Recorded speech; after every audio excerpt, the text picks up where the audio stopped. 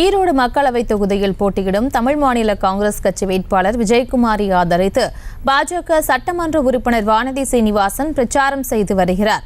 அதன் நேரலை காட்சிகளை தற்போது காணலாம். அவரோட ஊசியை போட்டுட்டு தான் இன்னைக்கு நடமாடிட்டு இருக்கிறாங்க.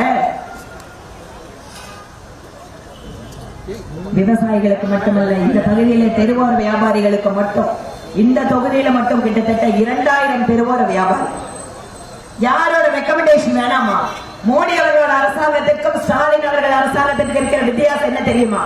மோடி அவர்கள் அரசாங்கத்தில் நான் ஏழை என்றால் எனக்கு அந்த திட்டத்தின் பயன் இருக்கிறது என்றால் வீடு தேடி அரசாங்கம் வருகிறது உங்களை இணைப்பதற்காக, பலன் கொடுப்பதற்காக.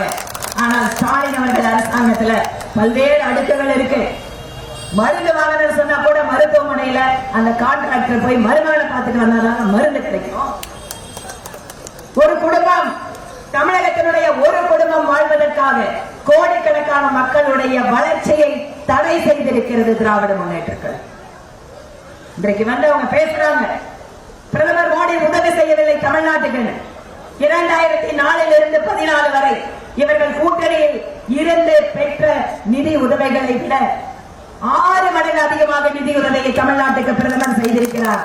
இங்கிருந்து கூட்டணியில யாரும் இல்லைங்க. இங்கிருந்து எம்பி எதுவும் போகல. இங்கிருந்து எந்த எம்பியும் போகாமையே தமிழ்நாட்டில், ஏன் ஈரோட்ல ஸ்மார்ட் சிட்டி திட்டம் 1300 கோடி ரூபாய். இன்னைக்கு வந்து ஸ்மார்ட் சிட்டியில ஸ்கூல்ல வந்து ஸ்மார்ட் போர்டு, பெரும்பள்ளம் ஓடை சீரமைப்பு, மார்க்கெட் புதுப்பிப்பு, எல்லா விஷயத்தையும் மாநில அரசு பண்ண வேண்டிய வேலைகளை எல்லாம் ஸ்மார்ட் சிட்டி திட்டத்திலே மோடி அவர்கள் செய்து கொண்டிருக்கிறார். ஒவ்வொரு விஷயத்துக்கும் இங்க இருக்கிற ஜவுளி ஏற்றுமதி தொழில் இன்றைக்கு பல்வேறு உலக நாடுகளோட வர்த்தக ஒப்பந்தம் போட்டிருக்காங்க. ஆஸ்திரேலியாவோட, யூகேவோட. இதனால ஜவுளி உற்பத்தி தொழிலுக்கு இங்க மிகப்பெரிய வாய்ப்பு உருவாகி கொண்டிருக்கிறது. இந்த பக்கம் ஈரோடு, இந்த பக்கம் நாமக்கல். நாமக்கல்லினுடைய முற்றை ஏற்றுமதி இன்று பல்வேறு நாடுகளுடைய வர்த்தக ஒப்பந்தம் காரணமாக ஐரோப்பிய நாடுகளுக்கெல்லாம் முற்றை ஏற்றுமதி ஆகிக் கொண்டிருக்கிறது. நாமக்கல், நம்முடைய திருச்செங்கோட்டில இருந்து ரிக் ஓனர்ஸ் நாடு முழுக்க வேலை செய்யலாம். இன்று ஒவ்வொரு மாநிலத்திலேயும் நாமக்கல்லை சார்ந்தவர்கள், ஈரோட்டை சார்ந்தவர்கள் எல்லாம் தங்கள் தொழில் வாயிலாக இந்த நகருக்கு பெருமை சேர்த்துக் கொண்டிருக்கிறார். இப்போது நம் முன்னே இருப்பது ஒரே ஒரு கேள்விதான். இது ஏதோ வார்டு கவுன்சிலர் தேர்தல் அல்ல, பஞ்சாயத்து பிரசிடன்ட் தேர்தல் அல்ல, மாநிலத்தை யார் ஆட்சேபிக்க வேண்டும் என்ற தேர்தல் அல்ல.